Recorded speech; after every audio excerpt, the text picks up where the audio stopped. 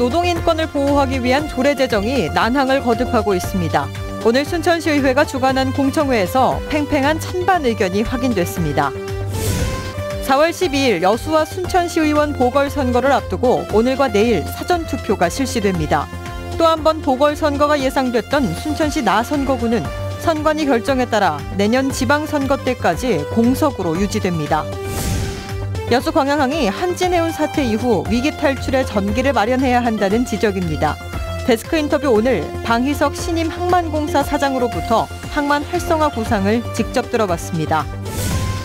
전라도 기행, 오늘은 화순의 명소를 소개합니다. 태고의 비경과 신비한 문화유적, 여기에 깃든 다양한 이야기를 들어봅니다. 여러분 안녕하십니까? 순천시의회가 청소년들의 노동인권을 보장하기 위한 조례 제정을 추진하다가 벽에 부딪혔습니다. 관련 조례가 시행되면 부작용이 우려된다며 일부 시민들이 반대 의견을 제시해 조례 제정이 쉽지 않아 보입니다. 김종수 기자가 취재했습니다. 지난 2월 순천시의회는 지역 청소년의 노동 인권과 관련해 조례 제정을 추진했습니다. 청소년의 노동 활동을 보장하기 위해 순천시의 의무를 강조하는 것은 물론 인권상담센터 설치 등 청소년들의 불이익을 최소화하기 위한 내용을 담고 있습니다. 실제로 한 조사 결과 지역 청소년들의 노동 처우는 열악하게 나타나 조례 제정에 탄력이 예상됐습니다. 하지만 일부 종교단체와 소상공인들의 반발로 조례 제정은 보류됐습니다. 법이 있지만 거의 법을 위반한 사업장이 너무 많기 때문에 학생들이 부당한 대우를 받고 있는 현실입니다. 그래서 그 문제 관련해서는 유감스럽게 생각합니다. 이에 따라 조례 제정의 명분을 두고 각계각층의 의견을 모으기 위한 공청회가 열렸습니다. 특히 반대 측에선 노동권과 경영권의 충돌로 부작용이 우려된다며 조례의 부당함을 강조합니다. 업종에 근무하게 될 때는 당연히 어떤 경영자의 지휘를 받아야 되거든요. 근데 그런 지휘를 받지 못하고 다른 노동 교육을 받거나 이렇게 되면은 경영권이 상당히 훼손이 됩니다. 그러니까 그런 것들이 우려가 됩니다. 경기 침체가 이어지고 있는 상황에서 상인들의 부담 가중과 이에 따른 청소년 일자리 감소도 우려하고 있습니다. 전국적으로 청소년 인권과 관련해 치열한 논쟁이 펼쳐지고 있는 가운데 이와 관련한 제도적 장치는 전무한 상황. 청소년의 존엄과 평등이 새로운 화두가 되고 있는 가운데 이번 논쟁이 현실적인 대안 마련으로 이어질지 관심이 모아지고 있습니다. MBC 뉴스 김종수입니다. 4.12 보궐선거를 앞두고 내일까지 사전투표가 실시됩니다. 여수 순천 선거관리위원회에 따르면 여수 나선거구와 순천 나선거구에서 치러질 시의원 보궐선거를 앞두고 각 지역 주민자치센터에 마련된 투표소에서 오전 6시부터 오후 6시까지 사전투표가 진행되며 투표가 끝나면 각 선관위 사무실에 투표함을 보관한 뒤 선거 당일 오후 8시에 개표가 이루어집니다. 선관위는 특히 투표소 인근 100m 이내에서 후보들의 선거운동이 금지된다며 불법 선거운동을 예방하기 위해 단속을 강화할 계획입니다. 정영태 의원의 의원직 상실로 결원이 발생한 순천시의회 나선거구 보궐선거가 실시되지 않습니다. 순천시 선관위는 오늘 공문을 통해 공직선거법 201조 제1항에 따라 지방의회의 의원 정수 4분의 1 이상이 거론되지 않아 선거를 실시하지 않기로 결정했다고 순천시의회에 공식 통보했습니다. 이에 따라 순천시의회 나선거구는 내년 지방선거 때까지 시의원 한 석이 궐석으로 남습니다. 공직선거법에 따르면 선거 실시 사유가 확정되고 잔여 임기가 1년 이상 남아있을 경우에 선거 실시 여부 결정 권한은 해당 관할 선관위가 갖게 됩니다. 세월호에 쌓인 진흙에는 유해나 유류품이 섞여 있을 수 있습니다. 그래서 진흙수거 인력들은 유해 전문가들로부터 교육을 받았죠. 그런데 갑판에서 수거된 진흙포대는 발에 밟히고 지게차에 깔리며 폐기물 취급을 받고 있습니다. 김진선 기자의 보도입니다. 세월호에서 흘러나온 진흙이 담긴 포대들입니다. 작업자들이 포대를 밟고 올라서 있습니다. 지게차가 바퀴로 진흙 더미를 짓누르고 작업자가 뒤늦게 포대를 끌어냅니다. 세월호를 실은 반잠수식 선박에서 진흙 제거 작업이 시작된 건 지난 1일. 있을지도 모를 그런 유골들을 조심스럽게 다룬다는 그런 마음가짐이 중요하다고 생각되고요.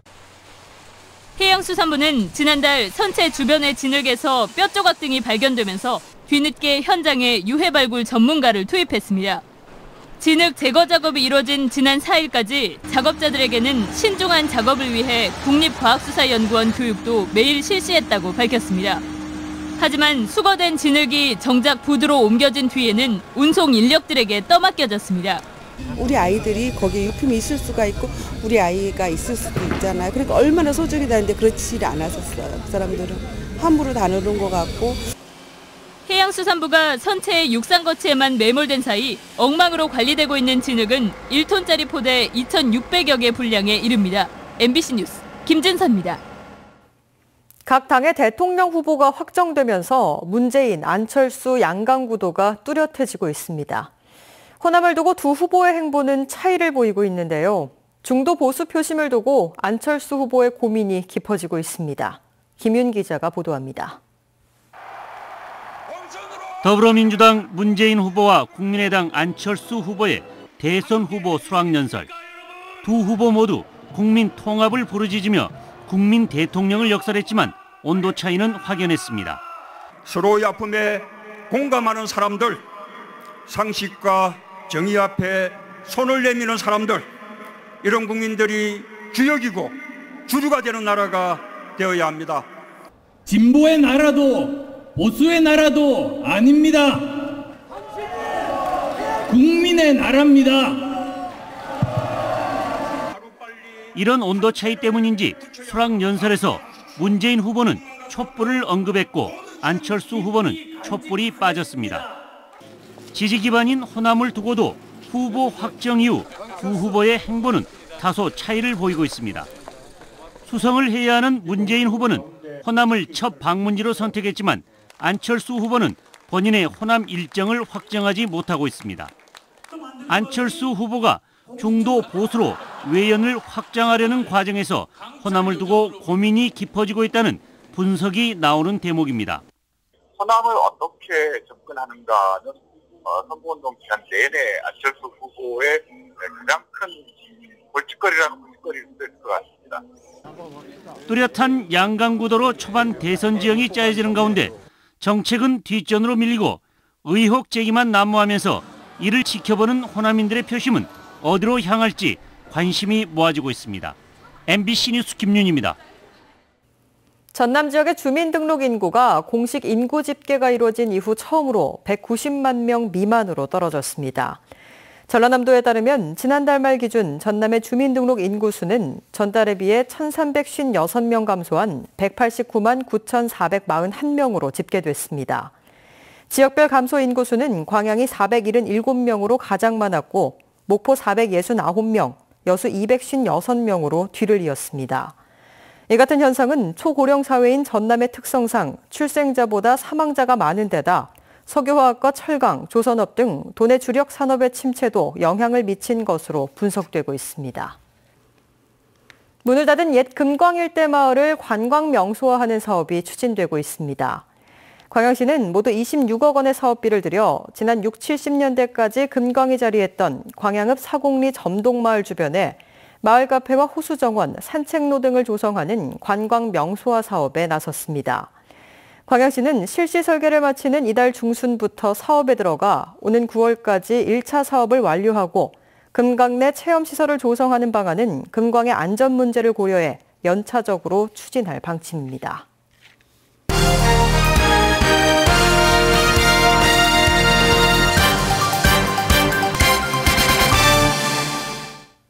한진해운 사태와 맞물려 여수 광양항의 물동량이 큰 폭으로 줄어든 가운데 항만 운영에 새로운 전기를 마련해야 한다는 목소리가 높습니다.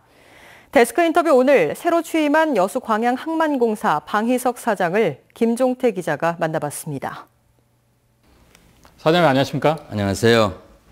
우선 사장님 취임을 축하드립니다. 예, 감사합니다. 사장님께서는 그동안 학계나 해양수산부에서 항만 물류 전문가로 주로 활동하셨는데 우선 취임 소감부터 부탁드리겠습니다. 네, 감사합니다. 제가 평소에 한 40여 년 동안 해운 항만 물류, 글로벌 물류의 그런 과제를 생각하고 연구하고 가르쳐 왔습니다. 그런 사람으로서 제 평소의 실력을 이 여수 광양 항만공사에 와서 발휘할 수 있다 하는 그러한 꿈이 저한테 주어졌기 때문에 굉장히 행복하고 여기에 꼭 있을 그런 사장으로서 적절한 그런 사람이 되겠습니다. 네. 광양항과 부산항을 전략적으로 또는 정책적으로 활성화시키기 위한 투포트 시스템이 사실상 실패했다. 그런 얘기가 나오던데 사장님 생각은 어떠십니까? 네, 그 질문 자주 받는데요. 제게 이 투포트라는 말은 한 20, 30년 전에 나온 얘기입니다. 그때는 개발 시대입니다.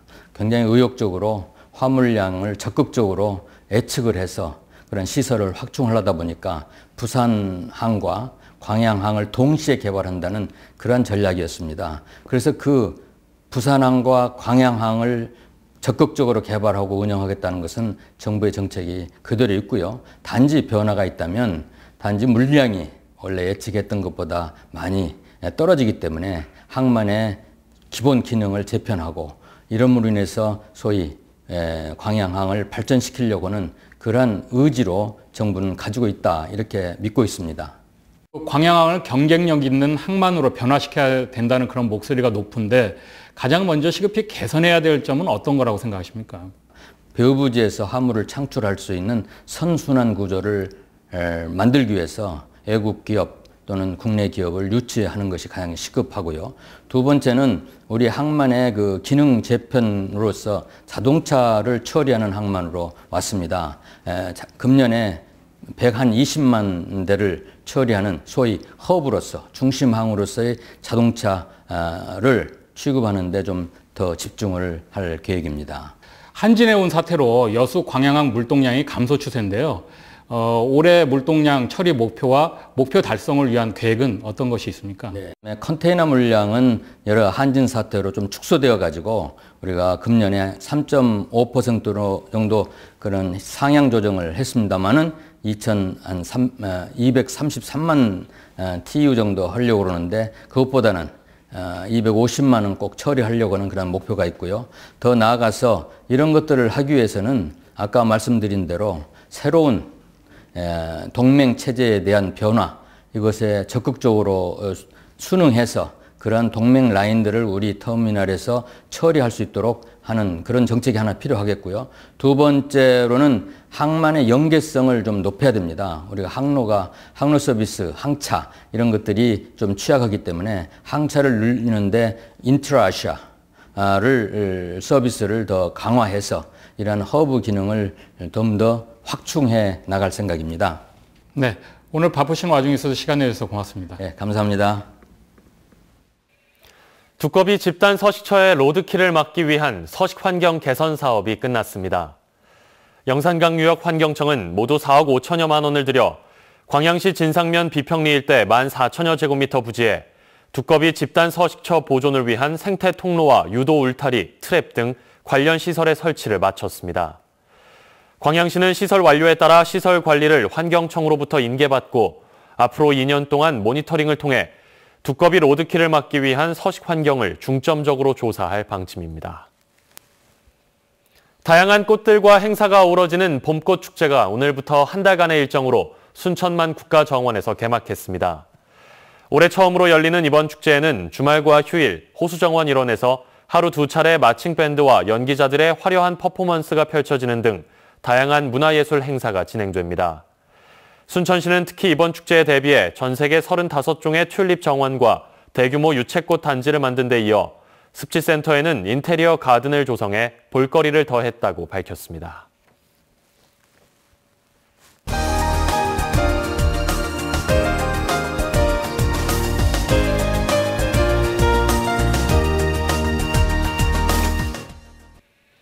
태고의 비경을 지닌 자연과 신비를 간직한 문화유적에는 다양한 상상력과 이야기가 깃들곤 합니다. 오늘 전라도 기행은 이야기가 가득한 화순으로 가봅니다. 이미지 뉴스 리포터입니다. 구불구불한 길에 들어서면 가장 먼저 거북이 바위가 손님들을 맞이하는 곳. 7km가량 뻗은 절벽과 강, 산세가 어우러져 길마다 새로운 풍경을 선사하는 화순적벽입니다. 방랑시인 김삿갓도 여러 차례 들러 아름다움을 칭송했던 이곳은 최근 국가지정문화재 명승으로 선정됐습니다. 신재 최산도 선생님이 이 천변을 거닐다가 이 아름다운 절경을 보고 중국에 있는 양쯔강의 황주 적벽에 그 당송 8대 문장가이셨던 소동파 선생님의 그 적벽비에 나오는 거를 따서 불굴적자에 바위백자를 써서 적벽이라고 부르게 되었다고 합니다. 적벽을 둘러보는 버스 투어도 시작됐는데요. 인터넷 예약을 하면 이렇게 숨겨진 비경들을 문화해설사와 함께 둘러볼 수 있습니다. 전설하면 빼놓을 수 없는 곳이 천불천탑의 사찰, 운주사입니다. 서로 다르게 생긴 석불들과 독특한 양식의 탑은 누가, 언제, 왜 만들었는지 알려져 있지 않은데요. 그래서 인근 지역의 바위들이 스스로 미륵불이 되기 위해 천불산 계곡에 모여들었다거나 신라시대의 한 고승이 신령스러운 거북이와 운주사를 창건했다는 등 무수한 전설이 내려옵니다. 불상군들을 보시면 입체감이나 그리고 미래감이 아주 떨어집니다. 그래서 서민적이다라는 얘기를 많이 합니다. 또 하나는 이 탑들을 보시면 다른 사찰에서 볼 수 없는 문양들이 있습니다. 그런데 이 문양들 무엇을 의미하는지 아무도 모른다. 세상이 바르지 못해 거꾸로 누웠다는 산 위의 와불도 운주사의 볼거리입니다. 이 와불이 일어서는 날 새로운 세상이 열린다는 믿음도 있습니다. 다양한 상상력과 이야기가 깃든 화순의 명소들. 이번 주말에는 화순에 들러 명소 속 숨은 이야기를 함께 상상해보는 것도 좋겠습니다. MBC 뉴스 이미지입니다.